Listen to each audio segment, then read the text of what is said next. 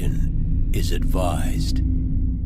Hey everyone, welcome to the discussion for Folklore the Affliction, which, by the way, we will probably continue this campaign and this whole, adventure. However, I just wanted to do a discussion just to have it, and then we'll just do kind of the same thing with Gloomhaven and Arkham, just whenever we play it. We'll just put it up on the channel, but not at a... we need to get it up. What do you guys think of Folklore? The Affliction. Yeah. Putrid trash. Yeah, like, terrible. Oh my god, what's the worst game we've played? Darkest Night, way Gen better. 7. Oh my god. Man, you know what had better theme and mechanics? Darkest Night. Oh my god. That was so nice, because it's like, I think that was the first time I've ever played games over here. It's like, no, it's great. Oh. No, you played Blood Rage. That's right. That was the very first game. I really like that game. It's because that's a phenomenal game. Anyway, Folklore the Affliction, which came out in 2017, around that same time that Gloomhaven came out. So they were kind of like two grandiose games. But the problem is, at least to my knowledge, Folklore doesn't get talked about. Like Gloomhaven, it was like Gloomhaven this, Gloomhaven that, for the right reasons. But Folklore, for some reason, flew under the radar, and I think it's because this is actually the second edition, and they went on Kickstarter the second time. Obviously, it succeeded, and they did a bunch of stuff. But yeah. So, what do you guys think of Folklore? You want to do the? I like it a lot. Yeah.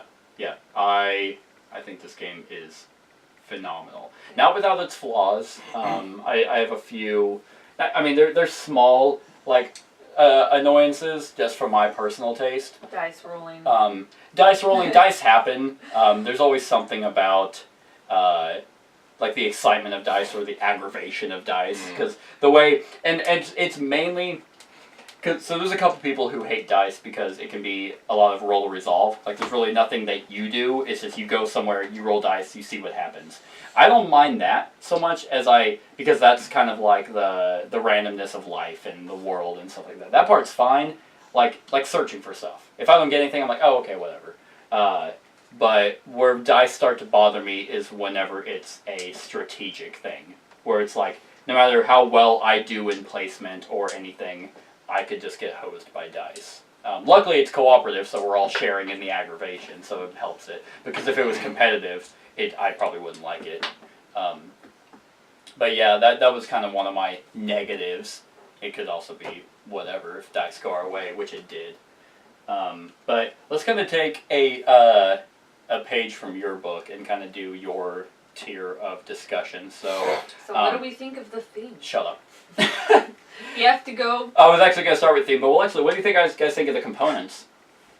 Like miniatures and all that. Miniatures and dice and cards. I think that we have a little ghost version. Yeah, so caveat, this is all the Kickstarter stuff. The game initially comes with tokens, like standees of your character and the standee of a ghost character. Which I don't mind standees because you get the artwork and they're colorful, so versus having to paint miniatures yourself and stuff like that. So I do have the upgrade pack and all the extra cards and all the equipment thing. And hi, buddy. So, other than that, what do you guys think of the component-wise? I think a lot of it's made very well. Before, we didn't have these. Yeah, I had to buy these player mats. And it was very confusing on how stuff was supposed to be. Oh my god, yeah. Oh, the tracker is awful. These are amazing. Yeah. It is a shame that they had to make these separate. Now, this came from the second edition. If you went all in, you got these, but this was technically an add-on. I had to buy it separate. Why they didn't just have these in general? I mean, you could actually use the Gloomhaven trackers for your health. Well, not really, because your health doesn't. I don't think that tracker goes up to 20. Other people use dice. And I'm like, that's even worse, because then you have 30 dice over here instead of just, I'd rather have the tracker. But yeah, that is just awful. This is a must.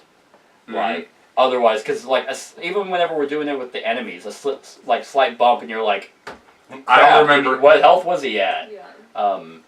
And I don't really like how you track. Now, technically, it's supposed to be one person who controls the enemies to the right of the leader. So Devin should have been controlled. It's just easier just to have him over here. But yeah, that the person who's to the right is supposed to control the monsters as well as their health and manage all that. I still don't like the fact that it's okay, left, up, down, left, right, because then you have to be like, okay, that one was the left one, and there's no clear distinction on knowing who the enemy is. So that's why it's up to one person to sit there and be like, there he is. There's a left one the entire time. It's just very, very cumbersome.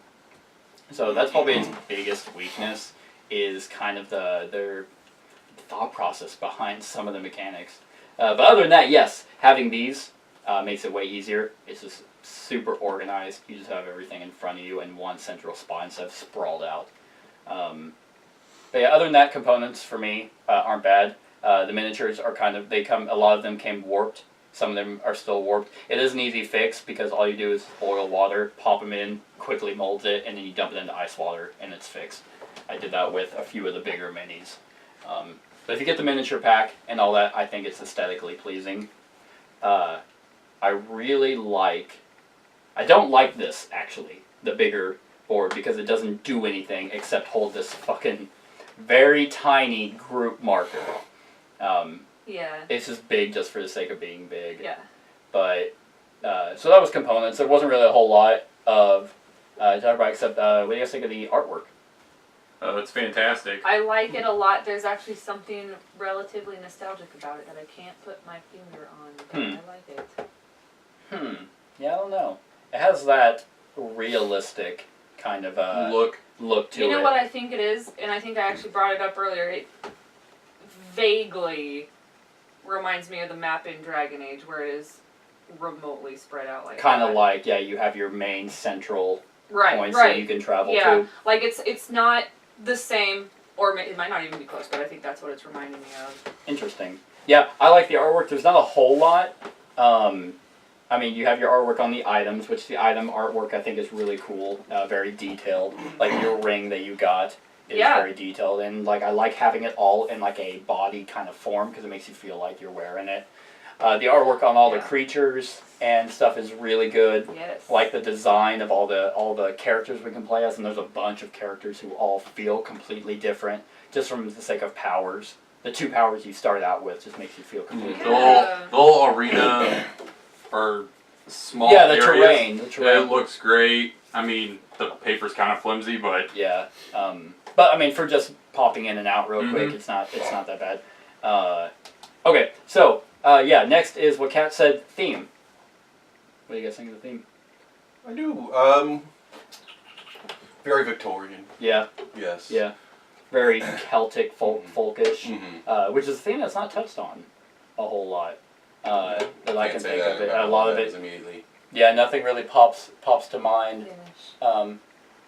Yeah, that was more Scottish. But not like Irish. It was it wasn't fantasy Scottish, like this. This was definitely kind of your Van Helsing type of lore, which is really cool. Like, I just gotta say that my character hates gypsies because he's a witch hunter. And so I think that they added that touch, like, I would not have thought about that. I would have been like, yeah, he's a witch hunter, so he doesn't like witches, but like gypsies, I wouldn't have thought of. Yeah, because doesn't something happen if you go to a gypsy camp? Yeah, what is it? Like, I go there, I know they can swindle me out of money, I know that. Because I get like... I think you could do like an inquisition or something like that. Oh, I'm suspicious of them, so... Yeah. Which side did you pick? Inquisitor or bounty hunter? Inquisitor, which is why I keep saying I can interrogate them. Because I can also accidentally kill them when I interrogate That's right. them. So I start fights, it ends. Yeah. I don't do a whole lot. Like, normal. like out of you and I are probably the most straightforward. Like, I don't hate anyone. I don't go out of my way to kill people. I'm a healer, so... Oh, hey, as a gypsy encampment, I can do a magic show. Gangini! And I'm over there just like... Freak. Everyone hears that. So yeah, the theme I think is stellar. I really like the way the... Alright, so we're going to get into the actual game. Because we can only talk about theme so much. It's awesome. Really like the theme. They do a great job storytelling-wise to get you immersed in the theme. Yes. From the get-go. We all just show up at this church, and then it's like these highwaymen are trying to rob the what was I trying to say? The church guy. The Yeah, the priest. And then we murder them, and then it just kind of he just shows us a body, and we're like, oh, what the fuck? I is that? see you guys are good at killing. I think out of, and you guys may just because we've all played D&D. I think out of all the games we've played, this is probably the closest to a D&D feel. Especially group dynamic wise. Absolutely, and I think that if that was their goal, they definitely succeeded on it. Because I used to think Gloomhaven was, and Gloomhaven is very close as well. However, what Gloomhaven doesn't have, what this does, is you don't have any attributes based off your character. Like, I have skills, archaeology, occult, and trickery. You don't have any of that in Gloomhaven. The storytelling and stuff, and you do have choices based on what missions you want to go on, but it's still a dungeon crawl at its core. This has adventures, it has skill checks, it has a bunch of events that a DM would probably bring in. Like if we were traveling, the DM could be like, okay, yeah, you get there, no problem. Or, if you want something to happen, you just make something happen. That's what the road events do. And I think that is awesome. Not intuitive, because it's a lot of rules, just like running a D&D campaign is you have to have all this just micro, minor rules that it's that could sway the game in one way or another. However, I think if you are looking for something that is very D&D-like, or you want to start getting into that, but you don't have anyone who wants to DM, this game is probably going to give you the bang for your buck. And I just think that's phenomenal. I very much because they make you make a bunch of skill checks. Yep. Hey, you walk into the cave, everyone has to make a trickery check, and I'm just walking through it no problem, just because that's my character. But you run in there, hey! And then, oh God, they're attacking! or whenever we saw the body at the very beginning, and it's make a nerve check or an occult check, or all these different checks that will actually change how the story is told. And I think in the very first story, even though that was kind of the tutorial, I think there was a lot of choices to be made. And I really like that. What do you guys think? Do you guys think that this game is too fiddly with its rules? That you might as well play D&D? Or do you think that this will do the job? So, go ahead. Well, I didn't know what to say. Well, it's a really neat game because it provides you so much. Right. It gives you a lot of visualization, and it gives you a very, strict, essentially this is how your character's going to level. It gives you just enough choice, in your character focus, to make you feel like, your character, without giving you too many options. Yeah. A few key things, a few unique items each character can buy, unique things if you go to particular places. It's just enough to make you feel unique without being overwhelming. Yep. So I like that. They've got the art, they've got multitudes of weapons and items and such to really, flush it out a lot more. Like within D&D, if you want to make a custom weapon, you're not going to have a picture for it. You write up a little card and all that shit. Right. So this is, I think it's perfect if you want that, but a little more structured. Mm-hmm. Yeah. No, I would agree. Josh, did you have anything? I was just gonna say, this has been far superior to any pre-constructed D&D campaign. That's a good point, actually. I haven't done a whole lot of those. I've done one, and with D&D, you feel like you have all this freedom when in a pre-constructed campaign. You really don't. Nope. Because especially most of the time, if a DM is using those, they're kind of inexperienced. I could be wrong there, but that's in my experience. The DM who wants to use those is kind of trying to get a feel for it, and they kind of have a guideline. But in D&D, everyone knows when they're playing, I can do whatever. But you really can't in a pre-constructed thing. In all reality, the real strength of a true DM is to give you the feeling that you have freedom of choice, but still guide you in a way. When Devin does, it's he tells, okay, well, you have these options. Well, in all reality, we can turn around and stab the mayor and then just run off. Good. But why? Yeah. And what this does is, it gives you, essentially it's a pre-constructed D&D campaign, except better. Yeah, of course, yeah. So I didn't even think of that. My favorite thing, probably about this game, is because what buttons me out about campaign-based fantasy games they're typically generic. Like, it's like, oh, what characters do you want to be? Oh, the elf, the dwarf. It's like, great, these guys again. This one has completely unique characters that you choose from that you never see. I've never seen a witch hunter in a game. I've never seen avenging madman in a game. I've never seen an illusionist in a game like this. And there's a bunch others, especially if you have all the kicks. I think there's like 16 characters. I have no idea. That each have their own thing. You have a scientist, you have a woodsman, a courtesan, a butcher, a telepath, an archaeologist, arcanist, and a slayer. So maybe that's 12. Oh, it would have been the courtesan. He was there, or she was there. I'm an But yeah, escort. so you have these unique characters, and like Devin was saying, you choose a character focus, and that's your focus for the whole adventure.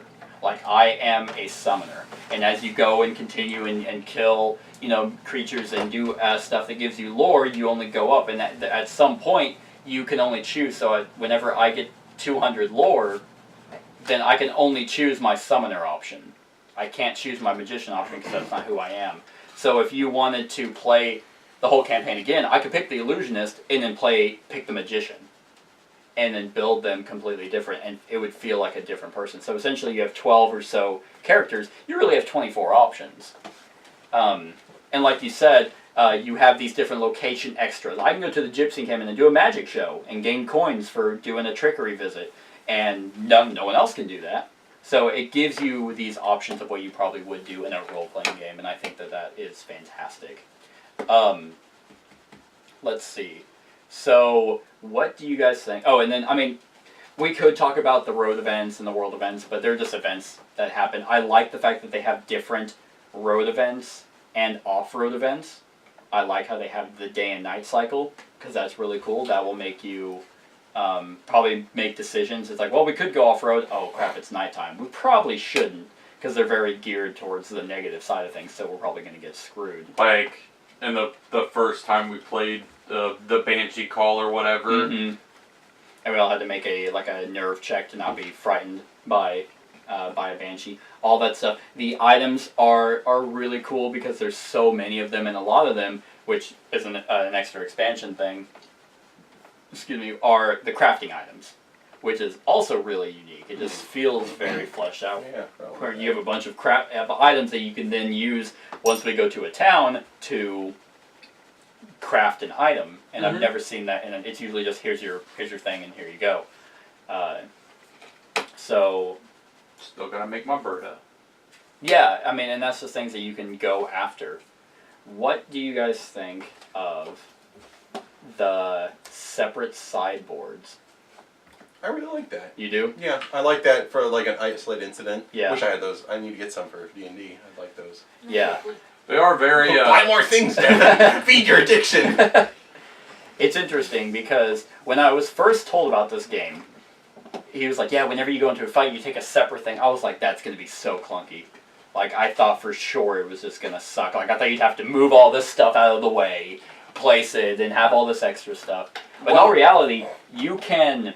Like, I looked ahead when setting this up. I was like, oh, well, this is what we're going to do? Okay, I'm just going to grab the boards. Yeah, and then, like, it's all labeled, so you can find them easily. Yeah. Set them aside. They're all double-sided, so you have a bunch of different options. And it gives you more in-depth. It's kind of like what you said about the Dragon Age map, where it's like, you see the overall map, okay, or fucking Final Fantasy, when you're running around and it's just pretty much your terrain, and then it zooms in to an actual terrain or atmosphere. It can be kind of clunky because you do have to set everything up, but it's relatively smooth. It's, very minute. And it gives you multiple options in a play session instead of just, okay, here's the one place we're doing tonight, this is all we're staying at. So I think I really like it. What do you think? I think it is a really good game, and I would be happy to continue playing it. Shut up. I meant about that. Oh. I thought we were done. No, we're not. What, I mean, just about the little boards? Yeah, the fact how you have to pull this on and off. Well, I don't do it, so I'm fine with it. That's fair. Yeah, I like them. I've never had a problem with them. I like seeing things up close. Right? So, I mean, yeah. I mean, it's funny. I always expect to talk a lot more about games that are in depth, but in all reality, like, it tends to come super smooth together to give you that rich atmosphere. What do you guys think about combat? It's simple, and You think? I think it is. You Yeah. use a percentile and a D10 to hit a certain percentage or whatever, Yeah. and then you roll a D4 Yeah. It's- Well, depending on the weapon, but Well, yeah, all of yes. ours are D4. at the moment. Yes. Yeah. I think it's very simple. Like, this is the least amount of dice I've ever seen for, like, a game, I assume, like this. I've only really played a handful of them. Right. So is that good or bad?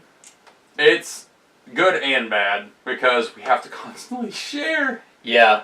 They. That If they is had true, if they had a yeah. few more dice, this is like a foolproof system. Yeah. In all reality, we can just grab. It's like it's percentiles and D10s. Yeah. Like we could easily come up with this. I'm sure between all of us, we have more Oh, than yeah, enough I've got- time. yeah. Yeah. Marsh's bag of dice. Yeah, so we'd have enough to, okay, we have ours, you guys have yours. I mean, they are color coded, but it doesn't really matter. I personally do like the combat as well. I do like that percentile because it's just quick to look at. And I really like it with the enemies because they have their power die. And their power die is what results in what attack they make. And I Yes. think that that's interesting. It's pretty, bog standard for us. Hey, I'm attacking with my cane sword. This is what it gives me. I'm gonna. But it almost gives them like a video game feel. Yeah. With the algorithm, it decides Yeah. what it's gonna do. Yeah. I mean, it's like, hey, if they're melee, they're gonna come to the closest one. If there is a tie, then you roll. Okay, what's the tie between two people? D4. 1, 2, 3, 4. Boom. That's who he's going after. Very more streamlined, a lot more streamlined than Sword and Sorcery, which they had their own AI system, which everyone praised it for. And it's like, that's just, if you're gonna get into that nitty gritty stuff, I'd rather play a video game. It does all that for me. I don't have to sit here and be like, okay, so this is what he does if this happens, and this is what. Sorry guys, it's gonna take 10 minutes to see who he attacks. It's like no, because first of all, I don't like combat really in any kind of role playing. I like to role play. Now this I expect combat because it's essentially a dungeon crawl with a lot of role playing to it, but I want the combat to be streamlined. I don't want there to be any second guessing because it's like, well, my character can die. Unless you roll on this and not the purple. Yeah, you need to roll on the purple if we're rolling for damage. Roll on this for them. It's foolproof. It's foolproof. We haven't had it come up, but I really like the fact you have a miniature ghost character. Yeah. That when you die, you don't die. You actually can still be around and do stuff and then be healed. But if because you get ghost points. Yes. And if Which is essentially your Vita, and that's kind of your life essence, which is tied to your body. So you can go to, I think, a gypsy camp or something to revive them. Now, if they're gone, I can't even remember if there's a way to bring them completely back, but if you die, if you lose your ghost points, I think you're out. Yeah, that would make sense, because this is kind of like your redemption, your second chance. Well, my character is able to take them to a physician and bring them back to life for free. Oh, there we go. Okay, so you're our red priest. But I have to pass a Faith 10 check. Yep. Gotcha. Yeah, so Faith 10. Oh, shit. So. Well, we haven't done like increasing our skills and we're whatnot. gonna do faith. I'll be at Faith 3. Okay, so that's not too bad. If there's anything that I really, really don't like besides the Vita and power trackers that we did have, I really don't like how hard it is to find items. Yes, it is kind of a pain. Like, now, the search tokens, I think it's an 8 to a 10. The little magnifying glasses, you go there, and I think it's like a 3 to a... No, I think it's a 4 to a 6, nothing happens, and a 1 to a 3, you take damage. It's like a snare or a trap damage. So that's a little bit better. You can potentially find something by going to those. But if you're searching off of bodies, you have to get a 10. Unless there are items that say, like luck items or anything like that I think increase your search chances. But we don't have them because we can't fucking find them because we can't. So you have to roll a 10, and it's like, man, that is... I got Greek fire, and it's like, my weapon feels super... I mean, I want to say it feels super weak. Yeah. But we kind of do enough damage when we team up. and strategize on how to attack. We I do mean- enough, but sometimes the enemy seems a tad overwhelming. Like staring down Otherian, I was like, I need a sword. Like I only have 3 crossbows, and then I have to start fist fighting people. Yeah, so that's why it's like I really want to. I mean, I'm sure we can go to someplace and buy weapons. Yeah. Hopefully, we'll have to do that off camera. I can go to a tinker. Oh, okay, great. Buy a great sword. Oh, good. Oh, great. So yeah, Yes, I think we need to get you a melee weapon and have you dual wield. But well, I can't dual wield. It's a 2-handed. It's a great sword. Okay, so at the end of your turn, you can unequip if you wanted to, or start with the crossbow, run out of bolts, and then switch to your. Drop it, yeah. So, but you have that versatility, which I really like. Yeah. I mean, without getting into what do you guys think of the heirlooms or stuff like that? Yeah. This game is just phenomenal. I like it a lot. Yeah, because Kat was like, "Why are we doing a discussion? Why aren't we completing it?" And I'm like, "We're gonna continue. I just want to get the discussion on the channel." So we just have that. The abilities, we haven't really done a whole lot of that, but that just fleshes your character out even more. The companions, they just added so much that makes it feel like a real world, and that's what I really like. They added a lot without adding too. Well, see, because what they did that's really cool is the story journal, which this is Adventure Story Journal 1, and there's 2 others. So, and I have both of them. And they might make more, I don't know. That was Story 1, and so there's, I don't even know how many that are in here. There is, oh, that's a lot. There's 6 in Story 1. But what I really like is how throughout this, it's like, okay, well, your character has to make a choice, and you have these choices that will benefit you or not benefit you in the upcoming scenario. Like whenever we gave the urchin, you gave the urchin a coin, which gave us a benefit in the next thing, or you got the ring that helped because you kept it, which could help us. Or if he had killed you, screwed us. Oh yeah, Yeah. that would have been very bad. Yeah, so it I really like those choices because Gloomhaven doesn't have that. They have you have these options of where you want to go next, but so far there's not really hey, do you want to do the A or B? It's just like based off choices that have skill checks. So real quick, what do you guys think of? Because I just saw it. What do you guys think of skirmishes?